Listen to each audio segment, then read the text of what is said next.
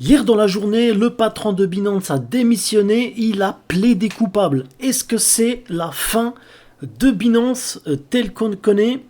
Bonjour et bienvenue à cette nouvelle vidéo de la chaîne Proactive Boss. N'hésitez pas à vous abonner, n'hésitez pas aussi à cliquer sur la petite cloche pour avoir à chaque fois des nouvelles vidéos lorsqu'elles sortent. Aujourd'hui, on va parler de Binance et de ce qui s'est passé. Un véritable choc dans le monde de la crypto-monnaie. Mais avant tout, je tiens à souligner que je ne suis ni un conseiller financier ni un professionnel du trading. Les contenus présentés sur cette chaîne YouTube sont fournis à titre informatif et divertissant uniquement. Si toutefois vous souhaitez investir sur les marchés boursiers ou sur les marchés des crypto-monnaies, je vous oriente vers un professionnel qui pourra vous éclairer dans votre prise de décision. Alors, qu'est-ce qui s'est passé avec Binance? Affaire Binance. Après la stupeur, le marché crypto veut passer à l'étape d'après. Donc, le Bitcoin et Ether ont reculé après l'annonce d'un accord à l'amiable entre Binance et justice américaine et la démission de son patron emblématique, Changpeng Zhao. L'affaire Binance, qui s'est conclue ce mardi 21 novembre par un accord entre les États-Unis et la bourse crypto, ainsi que la démission de son patron Changpeng Zhao, le CZ, a créé un trou d'air au sein du marché. Dans la nuit de mardi à mercredi, le Bitcoin est tombé jusqu'à 35 756 dollars selon les données du CoinMarketCap. La reine des crypto-monnaies a perdu 2,5% de sa valeur en un jour, s'échangeant encore à 9h30 ce mercredi 22 novembre sous les 35 500 dollars. Le Bitcoin a entraîné dans son repli l'ensemble du marché, dont l'Ether qui est brièvement passé sous les 2000 dollars avant de remonter la pente. La maturité du marché. Malgré la stupeur sur le marché crypto, la communauté semble déjà vouloir passer à l'étape d'après.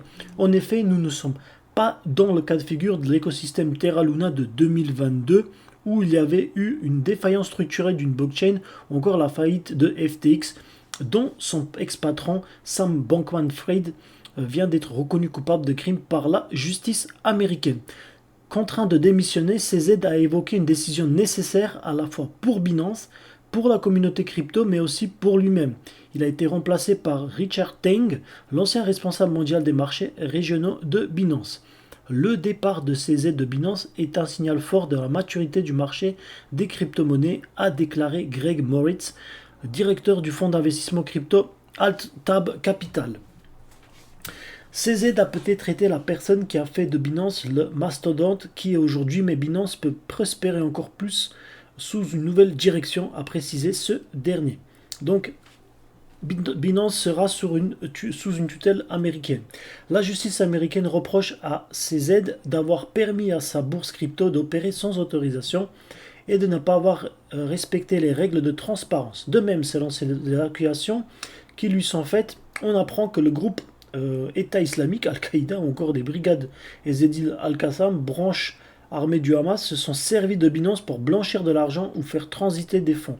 De son côté, CZ a déclaré que l'accord de ce mardi a permis d'aboutir au fait que Binance n'a pas détourné les fonds des utilisateurs et ne s'est pas livré à quelconque manipulation du marché. Binance reste une plateforme qui fonctionne et qui n'est pas une menace pour l'ensemble du marché crypto. L'accord à l'amiable avec la justice américaine va permettre un maintien de l'activité, mais désormais sous tutelle stricte des autorités américaines. Ensuite, un deuxième article qui me semblait intéressant, qui aussi parle de ce qui s'est passé. Alors, le PDG de la plus grande plateforme d'échange au monde a plaidé coupable dans le cadre d'un accord avec les autorités américaines qui prévoit aussi le versement de 4,3 milliards de dollars pour mettre fin à des poursuites. C'est un nouveau séisme dans l'univers des cryptoactifs. Donc CZ, le PDG de la plus grande plateforme d'échange de crypto-monnaies au monde, a démissionné dans le cadre d'un accord global passé avec les autorités américaines. En échange de l'abandon des multiples procédures lancées contre le groupe, CZ, tel qu'il se fait appeler, a accepté de plaider coupable et d'abandonner son poste. Binance va également payer une amende d'environ 4,3 milliards de dollars pour solder l'affaire. Donc, plusieurs lois fédérales violées. J'ai fait des erreurs et je dois en assumer la responsabilité, a écrit Changpeng Zhao sur son compte X. Il sera remplacé à la tête de Binance par Richard Teng, qui est jusqu'à ici responsable des marchés régionaux. Le groupe et son emblématique fondateur sont depuis plusieurs années dans le viseur. La plateforme était poursuivie pour avoir violé plusieurs lois fédérales, notamment contre le blanchiment d'argent. Un des régulateurs financiers américains, le CFTC, reproche notamment à Binance de ne pas avoir pris des mesures suffisantes pour empêcher le blanchiment. Les clients pouvaient accéder à la plateforme sans que leur identité n'ait préalablement été vérifiée. Selon les enquêtes des deux agences du Trésor, Binance n'aurait pas pris de mesures pour prévenir des transactions effectuées par des mouvements comme le groupe État islamique et la branche du Hamas. Donc, faute d'avoir appliqué des mesures anti-blanchiment, Binance a permis à un large éventail d'acteurs criminels de réaliser des échanges sur la plateforme, fait valoir le Trésor américain dans un document de 92 pages. L'enquête a aussi relevé qu'après s'être engagé de 2019 à ne plus accepter des clients américains, Binance en a conservé en particulier ceux qui étaient les plus actifs et généralement un chiffre d'affaires considérable pour le site. Quand Binance s'est lancé, il ne possédait pas des instruments de contrôle de conformité adéquats pour la société qu'il est en train de devenir, a réagi le groupe. Malgré l'accord passé avec la CFTC et le gouvernement américain n'inclut pas les attaques de gendarmes boursiers américains, la SEC, qui lui reproche de n'avoir pas demandé les licences nécessaires pour vendre des crypto-monnaies. À l'exception du Bitcoin, celles-ci sont considérées aux États-Unis comme des instruments financiers.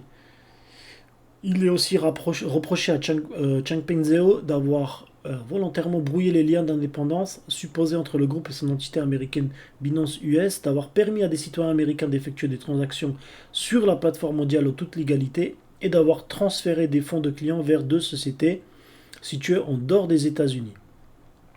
Binance est un acteur majeur dans le monde des crypto-monnaies avec une part de marché proche de 50% au niveau mondial parmi les plateformes d'échange. Le groupe est aussi un important investisseur dans l'écosystème.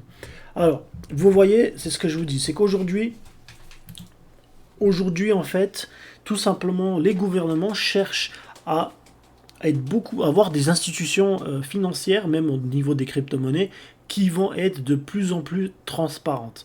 Donc, l'idée que le Bitcoin reste décentralisé, l'idée que Ethereum reste décentralisé, ça reste qu'une idée. La réalité, c'est que finalement, lorsqu'il y a de l'argent en jeu, même les gouvernements vont chercher à s'accaparer finalement des institutions comme Binance.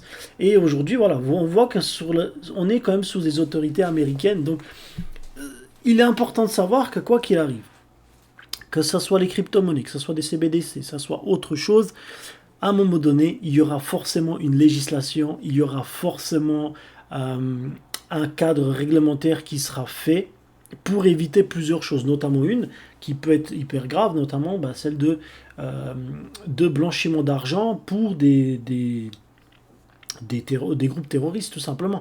Donc ça, c'est des choses dont il faut avoir conscience. Et il est important en fait de se projeter et de regarder dorénavant les crypto-monnaies d'une autre façon.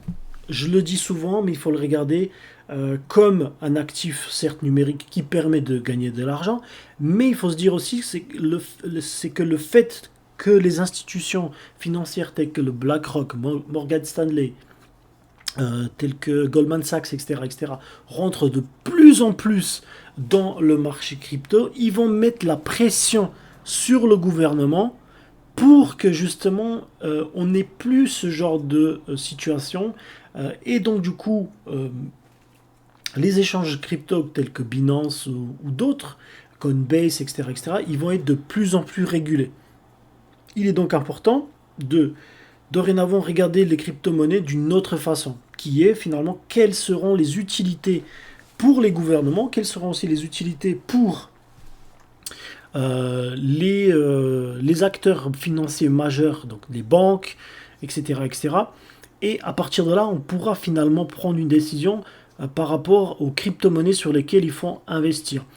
Je pense que voilà, cette histoire avec Binance va changer durablement le marché des crypto-monnaies et il va falloir être de plus en plus transparent et il va falloir être de plus en plus regardant quant à la décision d'investir sur les crypto-monnaies. Dites-moi dans les commentaires qu'est-ce que vous en pensez. Est-ce que vous pensez finalement que c'est la fin de Binance ou au contraire, est-ce que vous pensez que Binance va continuer mais que finalement, bah, on aura quelque chose un peu différent qui va se dérouler sur le marché. N'hésitez pas aussi à vous abonner et on se retrouve pour la prochaine vidéo. À très bientôt. Bye bye.